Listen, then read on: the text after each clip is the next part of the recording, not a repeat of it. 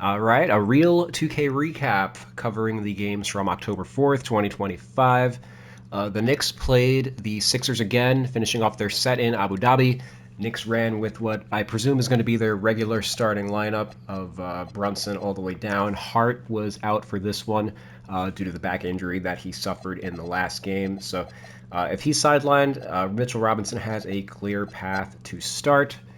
The first substitutions that were in this game were McBride came in for Brunson, McBride, Clarkson, and Yabusele were the three that came in for Jalen Brunson, OG Anunoby, and Mitchell Robinson. Mikal Bridges moving to small forward with that alignment, and then the next subs were Brunson, OG, and Mitch coming back in, replacing Bridges, Yabu, and Towns. And so the Knicks were running with Brunson, McBride, Clarkson, OG, and Mitch in that lineup. A three-guard alignment with OG at the 4. Jordan Clarkson is about the size of Landry Shamet, and Landry Shamet was pretty much the Knicks' backup small forward last year, behind OG. Obviously, Bridges would play there a little bit. He is a little bit bigger. Bridges is essentially, even though he starts at the 2, he's like the honorary backup 3 on this team in spirit. But Clarkson, he played some small forward in Utah in some three-guard alignments. Obviously, at 33, his defense, which was never great to begin with, is kind of cooked. He's not going to be asked to guard point guards ever, and probably shouldn't be asked to guard twos very often. So this was, interesting. I don't know how the rebounding is going to be in that type of lineup. You're relying pretty heavily on Mitchell Robinson on the defensive glass. But finishing off the Knicks, Tyler Kolek, 1 for 9 from the field, 1 assist in 14 minutes. Not looking great for his prospects of making the team. And Pacome Dadier returned to a bench role. He was over 2 from the field, now 1 for 8 in the preseason. Likewise, not looking great for his future prospects on the team. Heading over to the Sixers, kind of the same game for them. They ran the same starting lineup. All the usual suspects are still sidelined. Grimes didn't make the trip. So it was really, VJ Edgecombe was the bright spot once again for the team. 10 points, 5 assists, 3 of 10 from the field.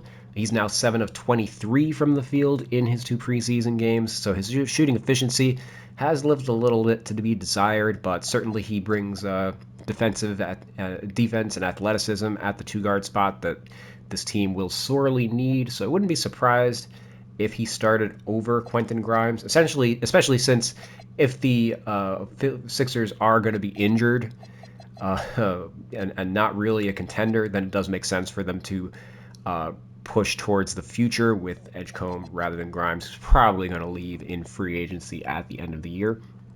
Worth noting 2 guys who got some run who aren't in the game at the moment. Kennedy Chandler got extended run. He had 33 minutes, has 15 points, 6 assists, and Malcolm Hill, 14 minutes. He played 14 minutes and had 15 points. Both these guys are on camp deals. They've been out of the league since 2023, but they could make even though the Sixers have some of the best two-way guys, if they end up prioritizing their youth, it wouldn't surprise me if maybe not outside of the regular season, but if they might get called up during the year as they move off some of the older guys like a Kyle Lowry or an Eric Gordon, if it's clear that the Sixers are just not a contender because Embiid and Paul George are just not available enough to make it happen. Heading over to the Nets, who took down Hapoel, the Jerusalem team. Israeli Ben Saraf, he got the start. He is a native Israeli. He had 9 points, 6 assists, 4 6 from the field for the rookie.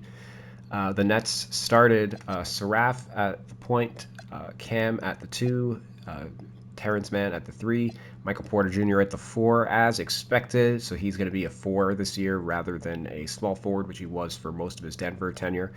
And then Nick Claxton at the 5. Traore had 7 points off the bench. He's the Nets' other rookie point guard. Igor Demin currently sidelined. I also have him technically as like a point forward, filling out the rest of the depth chart as the Nets are certainly loaded with guard depth. Drake Powell, another rookie for the Nets, he's currently sidelined, recovering from a pre-draft knee injury. Demon, I believe, has a wrist sprain, or not a wrist sprain, something from summer league though. I think plantar fascia. And worth noting, the first subs on this team were Tyrese Martin, Zaire Williams, Noah Clowney, and Day'Ron Sharp, basically the four non-point guards coming in, like Traore and Seraph were in a sub pattern with themselves. And Martin, I don't have on the team at the moment because technically his contract is non-guaranteed, but I do expect him to make the team over Dariq Whitehead, even though Whitehead has a guaranteed rookie deal. He's going to have to show a lot in camp in order to make the roster. So as it currently stands, Martin's probably like the sixth, seventh man on this team. But I don't have him here at the moment just for that technical reason. And worth noting, Terrence Mann had 15 points, 6 of 7 from the field, so I would anticipate he's probably just going to start over Zaire Williams. He does make double the money that Zaire does, so they are going to want to have him in the lineup to showcase him for possible trades. Although worth noting, he is a New York native, I believe, so he probably wants to stick around in Brooklyn. And then Michael Porter Jr., he had 13 points in what was his debut with the team. Let's head over to the Magic. They played against the Heat in a game in Puerto Rico. The Magic started Tyus Jones for Jalen Suggs. Jalen Suggs, he's targeting opening night to return from his knee injury, and then Franz Wagner was a DNP. So not Jet Howard. What's his name? Tristan Da Silva got the start at the 3, and then Bain, Banchero, and Carter filled out the rest of the lineup. Bain had 9 points, 13 minutes in his Magic debut, and then the Magic made a full line shift when they went to their second unit, bringing in Jace Richardson, Anthony Black, Jet Howard at the 3. And then Jonathan Isaac at the 4 and Goga Batadze at the 5. I think Jace Richardson, he's basically a 2-guard in a point guard's body, and Anthony Black is a point guard in a 2-guard's body. So I think they actually complement each other really well. Wouldn't be surprised to see that configuration a lot more during the regular season. And Jet Howard actually looked halfway decent. He's probably going to have his fourth year rookie option declined, so he is kind of playing for his career right now. So pretty decent debut for him. Heading over to the Heat, you don't really have any more Magic notes. The Heat, they didn't run a point guard in this game, as Davion Mitchell DNP, Jacksionis dealing with a wrist sprain. Tyler Hero obviously not going to be back until like November, December. So the team started, and also Terry Rozier, DMP, Pell Larson out with a quad. And then, I guess worth noting, Drew Smith returned from injury. He was recovering from a torn Achilles. So he's actually returning early because he got hurt like end of December. So this is like a 10-month recovery period for him. Obviously, it's a little different for guys who are, he's like fighting for his NBA career. It makes sense for him to return earlier rather than later. Like a superstar who's got a bright, 10-year career, making lots of money.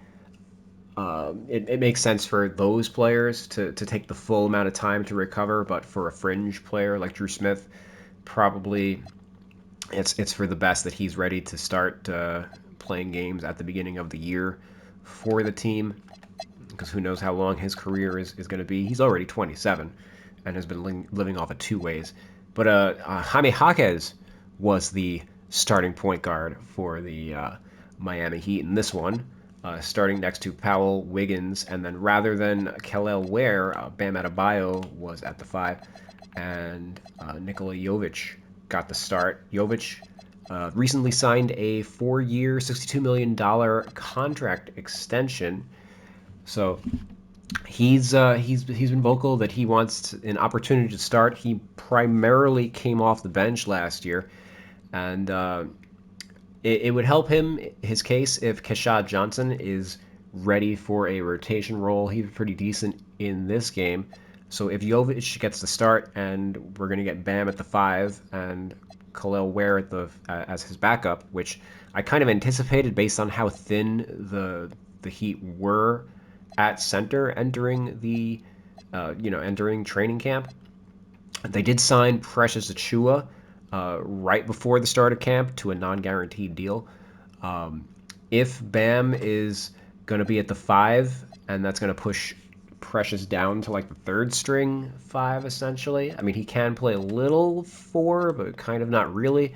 I think that if Jovic is starting, that's probably going to mean that Precious doesn't make the team.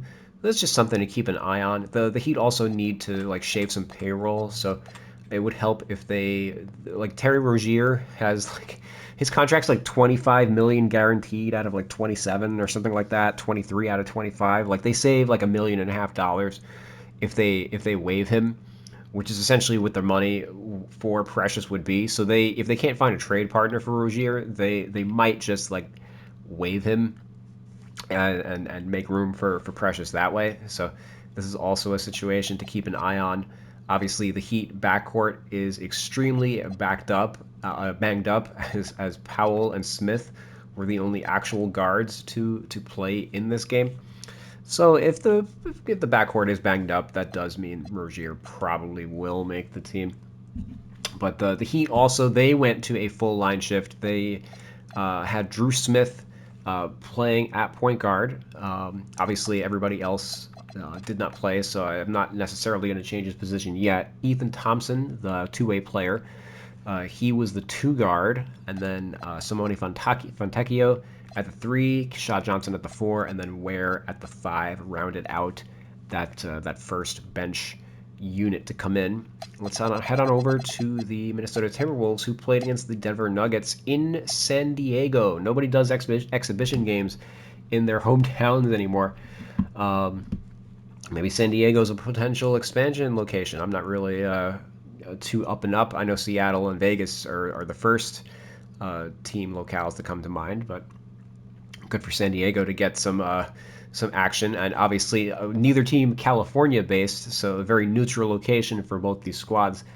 The Wolves, DNP, they didn't run. It's preseason, so Ant, Randall, and Conley were DNPs. So the Wolves ran with Dillingham at the 1, DiVincenzo at the 2, McDaniels, and then Reed at the 4, Gobert at the 5. I've changed Reed's position to backup power forward, as he does spend a lot of time next to Gobert. And it looks like their rookie, Joan, or I think it's Joan Berenger. He looks like the real deal as a rookie. He tore up Summer League, and then in his first preseason game had 14 points in 24 minutes, 6 of 8 from the field. So really, really good start for him. If he ends up in the rotation, then for sure you have to have Reed at the 4 in order for him to get enough minutes. And then the other notables from this game were Bones Highland. He had 18 points in 22 minutes, and Johnny Juzang, 16 points, 20 minutes. Juzang is non-guaranteed. I believe Highland is also non-guaranteed, although I haven't checked that myself on Spot Track. But these guys might be in a camp battle. And the second quarter, the Wolves basically didn't make a sub for the first quarter. I think they subbed Dillingham, and Bones was the only sub they made in the first quarter, and then the rest of the starters played the 12 minutes, and that was all they played for like the rest of the game. So the second quarter lineup was essentially the first line shift for the team, and that was Dillingham at the 1, Terrence Shannon at the 2, Jalen Clark at the 3, Joe Ingles at the 4, and then finishing on with Berenger at the 5. So Joe Ingles, hey, still hanging on. Worth noting, like, I haven't adjusted any ratings yet in the 2K roster for the most part. Joe Ingles having a 73 rating on par with Jalen Clark and Terrence Shannon. Definitely something that I need to address before and higher than Berenger. Um, this is crazy high for he was really bad last year. Obviously, towards the end of career at 38. So something definitely needs to be tweaked between now and the start of the regular season. Heading over to the Denver Nuggets, they ran their expected starting lineup of Murray, Braun, Cam, Gordon, and Jokic. Cam is a power forward at default in the 2K roster, but as expected, started at 3, replacing Michael Porter Jr. Peyton Watson, and in general, the bench, everybody's position is also way different than what 2K's got them at. So Hardaway came in for Cam Johnson. I've got him at the 3. Peyton Watson came in for Aaron Gordon. I've got him at the 4. And then Bruce Brown came in for Jamal Murray. I've got him at the 1. And then the second quarter lineup, likewise, was Brown at the 1, Strother at the 2, Hardaway at the 3, Watson at the 4, and Valanciunas at the 5. So I think it's pretty safe to lock in those guys at their respective positions. Day'Ron Holmes, don't necessarily. He made his preseason debut with the team. I believe he got hurt in summer league last year towards Achilles. So he played in this one. Good to see him back in action. And last year I had Watson at the 3, Zeke Naji at the 4. But based on the lineups, Naji wasn't in the second unit lineup. He's probably going to be the third string center behind Valanciunas, which probably a lot of people are going to be happy about. But Zeke Naji, what a terrible contract. He's going to be really hard for them to move in the coming years. Let's finish off with the Pelicans. They finish off their set in Australia. Played a different Australian team this time, blew them out. And Jeremiah Fears started at point guard. Trey Murphy was a DNP. Rest of the starters were the same. Fears had 12 points, 5 of 10 from the field in 24 minutes. So the team ran with Poole at the 2, Fears at the 1, and then Sadiq Bey at the 3. Herb Jones again was a DNP, and then Kevon Looney, it looks like, is going to be the starting five over Yves Missi. So Fears, Poole, Bey, Zion, Looney was the starting lineup.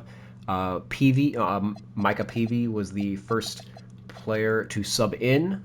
He subbed in for Zion. He's a small forward, so he pushed Sadiq Bey to the 4, and then Zion came back in later for Bey, essentially playing the 4. And Jose Alvarado and Jordan Hawkins were the backcourt in that alignment, and then obviously Yves Missi came in for Kevon Looney. So it does look like Sadiq Bey is going to play a major role on this Pelicans team as like a, the hybrid 3-4, small ball 4, and then shooting small forward a lot of the time. We'll see how Herb Jones affects that once he gets into some action. But yeah, that's those are the notes I've got for, I think, 5 games that were played. Not every team has made their debut yet. Kind of all the teams that are playing internationally have a head start on the preseason games. So it'll be interesting to see the rest of the teams once they start to make their debuts. I believe, let's see what tomorrow's games are. We've got Thunder, Hornets, and Lakers, Warriors. Only those 2 games. So Lakers, Warriors going to be pretty highly anticipated, given that game will be on ESPN. So I assume that LeBron, Luka, etc., they're going to play since it's going to be on ESPN. And then we get to see the New Look Warriors with all the guys that they signed. So it should be a fun atmosphere. And then Thunder Hornets. Hey, it's the defending champs, and the Hornets are a young, interesting sort of team. Like, yeah, we'll check in tomorrow. We'll see how that one goes. But yeah, thanks for watching this one, and I'll see you guys tomorrow. Peace.